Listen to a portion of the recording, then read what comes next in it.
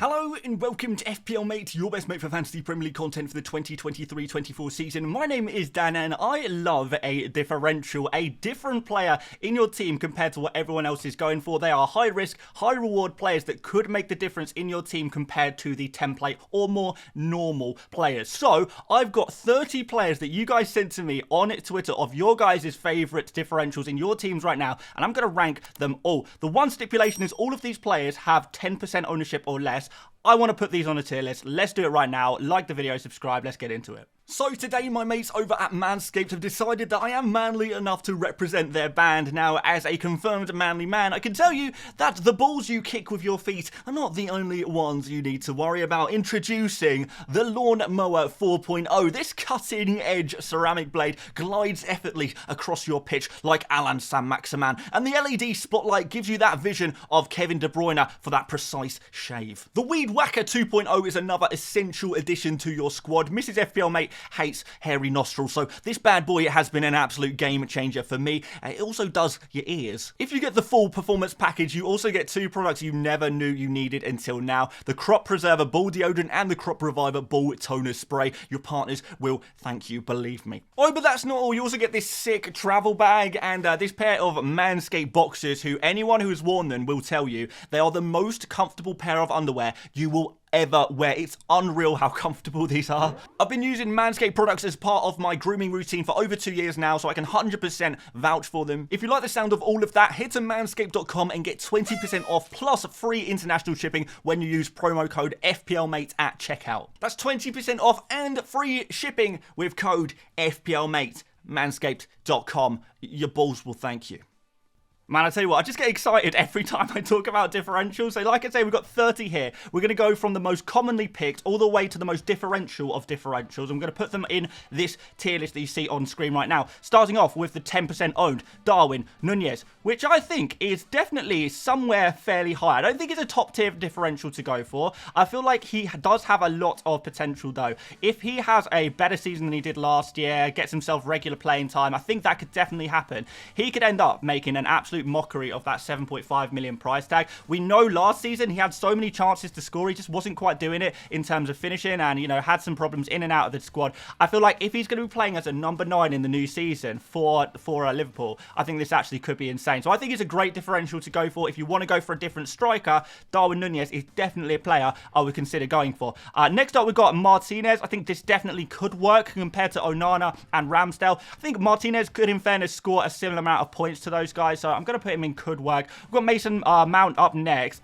In Manchester United team, I think it's going to be a little bit risky. Man United don't score a huge amount of goals, and you think the goals are probably going to come from Rashford or Bruno Fernandes or whatever striker they bring in. Mount is not going to be as advanced as Bruno Fernandes, we don't think, or certainly that's what it seems to be like in the pre-season matches. Fernandes is going to be a little bit more further forward. So Mount, you know, back a little bit, maybe not getting as many contributions as he did in the Chelsea team, and even in that Chelsea team, it wasn't actually that many. So I feel like there's a big risk going for Mason Mount, even at that 7 million price tag. Chilwell, I think, is a great differential to go for. I could almost put him in top tier, you know. In fact, I am going to bang him up there because we know what Chilwell's all about. You either get a hell of a big score, you know, a 15-pointer, or Chelsea just flop and it goes really, really poorly, or Chilwell is injured, or, you know, on the bench or something like that. But in terms of high-risk, high-reward players, there is no one quite like the likes of Ben Chilwell or Reece James to get you either a 15-pointer or a 1-pointer. And when he gets you those 15-pointers, and if you can call it right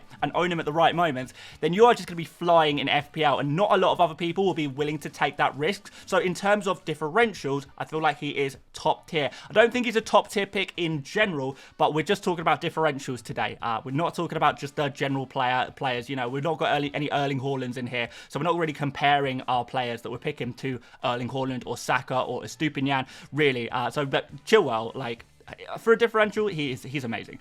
Szoboszlai, I think, is very, very, very, very, very risky at 7 million. I'm not expecting him to get too many attacking returns because there's just so many different ways Liverpool can get attacking returns. It's probably going to be the main 3 forwards getting the lion's share of that. So we're going to need a lot of goals before Szoboszlai gets anything, really. He's not going to be on set pieces ahead of the likes of Trent and Salah, so therefore I feel like he is still pretty risky. Luis Diaz, I think, could be a little bit better if he gets some starting time, I guess. It could work if he plays on that left wing, but there is just a little bit of rotation risk, isn't there? Same with Darwin Nunez, but I feel like Darwin has that higher ceiling than Luis Diaz, so Luis Diaz could work, but I'm not massively confident about this one. Jarrod Bowen, I feel, is a great differential. I think he's going to play up front in a two-man kind of strike force for West Ham, and that could be really, really interesting since he's listed as a midfielder. Very much a talisman for this West Ham team as well, which I think is something that we do need to take into consideration. It's not like he's going to get benched or rotated, and it's not like there's going to be all different kinds of West Ham players getting attack in return. So Bowen could be decent, and his fixtures are pretty good as well. Surprised not more people are going for Bowen. If Bowen was 6.5 million, I think he would be way more popular than he is currently. Heung-min Son, is he a great differential as well? I feel like he's another one of those players that is high risk, high reward. So I'm going to put him alongside Darwin Nunez. That could go really well. We know what Son is capable of, but can he do it under a new manager in a new system? I'm not sure. A bit of a mystery. I guess we'll have to wait and see. But in terms of differentials, definitely got some potential there. Kai Havertz, I feel like, is super risky. Maybe he's even an avoid. I'm going to put him in the risky category, though, for now, just because I'm not 100% sure what his position is. Is he going to be playing as the kind of a central midfielder? Is he going to be rotated with Trossard, who's been playing a little bit in midfield there, doing pretty well there? Is, you know, Rice and Partey both going to play? Then we're going to have Ødegaard in that midfield as well, in which case, where does Havertz play? Is Havertz going to be coming off the bench a little bit, scoring those 1-pointers? Or is he going to just get regular game time in that number 8 position? Possibly, but again, little bit of a mystery right now, so I feel like this is a little bit too risky for me. His ceiling is not going to be as high as Martinelli, Jesus, Saka, or even Ødegaard, really. So therefore, he's going to go in the very risky category.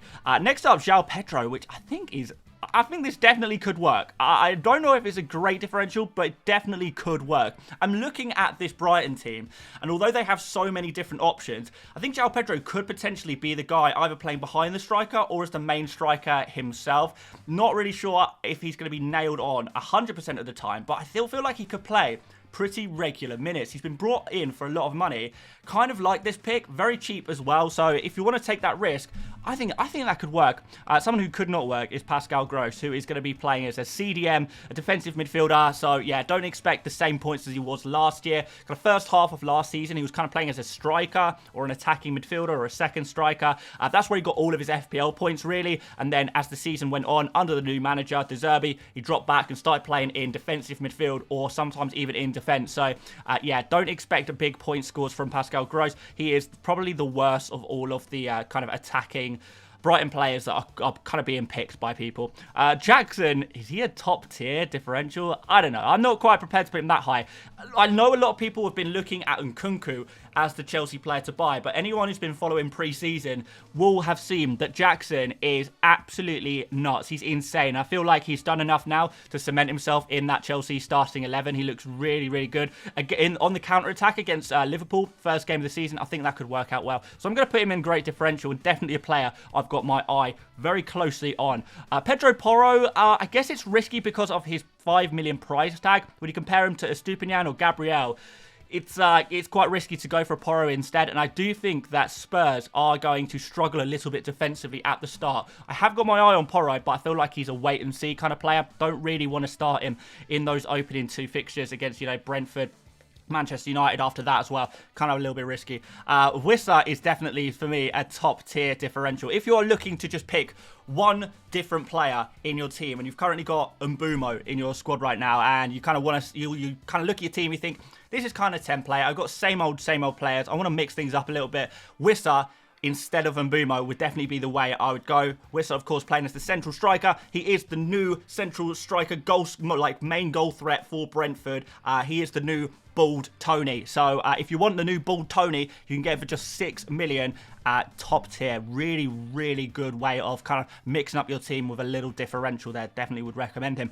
Gibbs White, I feel like he's a little bit too risky for me just because of the bad fixtures. Really rate him as a player, one to keep an eye on. Powell, don't think this, you know, not too much can go wrong. I feel like this one could work, so we're going to put him in here, but pretty low upside there. So is there any point in going for a differential for the sake of it? If you really back the Aston Villa defence, then Pau Torres is the way to go most probably, but I wouldn't expect any mega points from him, but get some clean sheet points, pretty good. Tarkowski could have put in a void, same kind of thing as Pickford. I don't know why you would go for an Everton 4.5 million defender when there is so many other great 4.5s out there. Like I say, Pau Torres, you can go for Rico Henry, you can go for Botman maybe. Loads of options out there for you. We've got another one, another 4.5 million defender to talk about in this video as well. In fact, we've got two. We'll get there.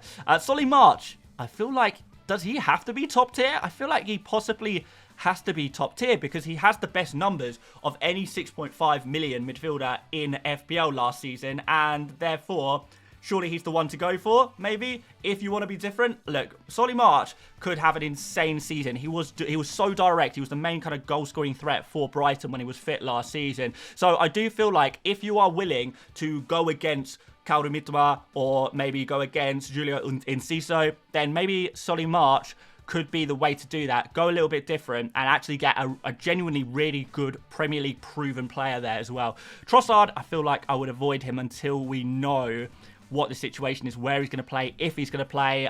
He's just not part of Arsenal's main starting 11 right now, and I would not want to be picking up those 1-pointers from him, really, because he will be coming off the bench for those 1-pointers. Not really feeling that one. Alvarez, ooh, interesting. Let's put him in risky.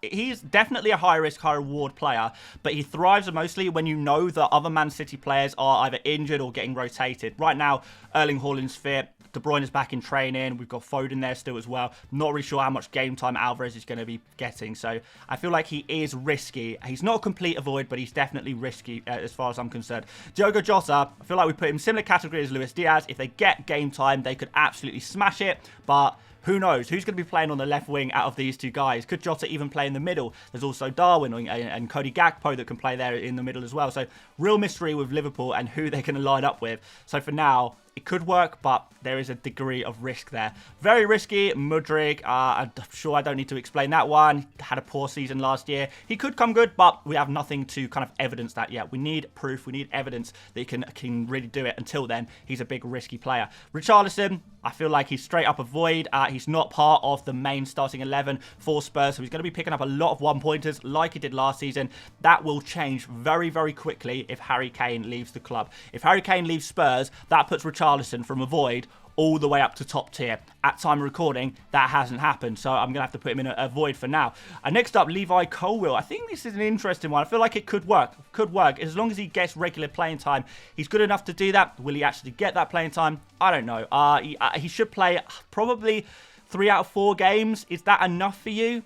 I don't know. I don't know if it is. So we're going to put him in could work for now. But he certainly has the potential to be a really good pick in FPL. We could see him in most people's teams by the end of the season. But he does need to nail himself on first. So until then, he's going to have to go a little bit further down the tier list. We've got Diaby. I feel like this one could work as well. Looks really, really like a really good player. Did really well in the Bundesliga last season. He only comes in at 6.5 million. So if you want to go for a slightly different 6.5 million midfielder in your squad, then why not Diaby? Kind of like this one. I'm going to put him up a little bit higher. I'm going to put him all the way up here next to his teammate Martinez. So yeah, like that one. Next up, Garnacho. Don't think he's going to get enough game time. Too much competition for places on the wings. And it seems like Manchester United, rather than go for Garnacho, they'd probably rather play like Bruno Fernandes on the wing than give Garnacho any significant playing time. Definitely a player for the future. Maybe he could get some, more regular game time towards the end of the season. But at the start of the season, I feel like Manchester United have, got so many wingers, so many attacking options there that Garnacho is not going to get too many opportunities. But hey, one to keep an eye on again. It's going to probably take a few months to really get a good idea of whether he's a good pick or not. Right now, probably not. Buendia, I feel like this is quite risky, actually. I think he's okay as a pick, but there's a lot of players around his price tag, particularly those 6.5 million midfielders that I would prefer to him. So I'm going to put him in this kind of bracket. He just doesn't really get too many attacking returns, generally speaking. I'd imagine it'll be Diaby and Watkins and Ramsey when he's fit and available as well that will get most of the points, but it could work. It's just risky, so we're going to put him there. Johnston. I feel like in terms of differential goalkeepers, he is number one. We've spoken about him in videos this week already. Some of you guys may have seen that, so you know how much I rate Johnston. He is actually in my current draft as well, which I need to share with you guys. I've changed my team quite a bit. I'll share that with you tomorrow, so make sure you've got notifications on, and I'll upload the video tomorrow morning, 8 AM UK time, with my new team. But that does feature Johnston, a little spoiler for you there. Yeah, really think if you're going to go for a differential goalkeeper, if you're going to go for pretty much any 4.5 million goalkeeper, it's between him and Flecken, really. And I've gone for Johnston right now. Next up, Udogie, who is a little bit cheaper than Porro. So for that reason, I feel like he's a little bit better value for money. Still very attacking player like Porro. It could work, but I am just worried about the Spurs defence at the start of the season. Maybe one to keep an eye on, maybe when Spurs get their kind of system sorted, you know, they're used to playing their new style of football, which is very different to what they've been doing before, and the fixtures look a little bit better from game week 3 onwards. At that point, maybe I'll be having a look at Udogie and Porro. Don't mind the Spurs attackers so much in those opening 2 fixtures, but I would like to see how their defence works before committing to them. And the most differential of all of the differentials in today's video is Elanga, who is owned by just 0.5% of FPL managers right now. A lot of people like the look of him now that he is at Nottingham Forest. Obviously got that loan move, which is good. Is it a loan move? Maybe it's not. I think maybe Manchester United fans, you tell me, is it a loan move or permanent? I probably should have done that research before the video, but I have forgotten. My issue with Elanga, though, and the reason why I'm going to put him in the very risky category is because even though he's got a fantastic 5 million price tag, I'm not convinced by his game time. So the way Nottingham Forest line up, we're probably going to see Awani in the central striker position. So Elanga's not going to compete there. He's not a central striker. And then there'll be 2 players kind of off Awani. And one of them is going to be Morgan Gibbs-White because he is literally Nottingham Forest's best player by far. The other position is usually Brennan Johnson. So is Elanga going to compete with Brennan Johnson? Potentially. Is he going to replace Brennan Johnson? I am not as convinced by that one. So with all of the players that Nottingham Forest currently have in their team, there is going to be rotation. There is going to be a lot of one-pointers. And I think Elanga may be one of the players, particularly with these bad fixtures, that may be getting a lot of those one-pointers, which is not something we want in FPL. So here we go, guys. This is the tier list. It is done. We've got, I think, a good range of players in here. I would really, if you want to go for a player who is a little bit different, you want to go against the template, even with just 1 player or just 2 players in your squad, I would really recommend these top 2 tiers of players. These are my favourite guys right at the top there. You could go for some of the B tier players that could work, but I would probably not personally go for anyone lower than that. Like, so I know some other people would, but for me personally, everyone below B tier, I would not be picking personally. Love these guys at the top though. I think you could easily pick all 4 of the players in the top tier and still do pretty well, but that would be quite differential indeed. So like I always say, guys, differentials, they have their place in the game. Pick them if you really want to pick them, but don't pick them just for the sake of it. Pick them because you believe in them, and make sure you do remember that template is template for a reason. If a player is not picked by many people, there is possibly a good reason for that. So do have a think about that one before you throw too many of these players in your team. But 1 or 2, 3 or 4, I absolutely love it, guys. I absolutely love it. So there is your final tier list for differentials.